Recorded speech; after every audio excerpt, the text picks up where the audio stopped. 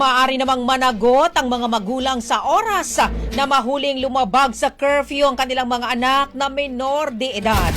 Kasunod ito ng order ng Interior Secretary John Vic Remulla na mas mahigpit na pagpapatupad ng 10 p.m. curfew. Sa panayam ng Brigada News FM Manila kay National Capital Region Police Office spokesperson Major Hazel Asilo, sinabi nito na kapag nahuling lumabag ang isang menor de edad, dadalhin ito sa barangay at agad na ipapaalam sa mga magulang o guardian.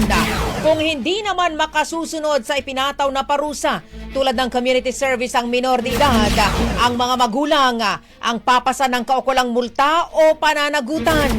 Giit ng NCRPO, responsibilidad ng mga magulang ang kanilang anak, kaya't inaasahang mas paiigtingin ang mga pagbabantay upang maiwasan ang paglabag sa umiiral na curfew.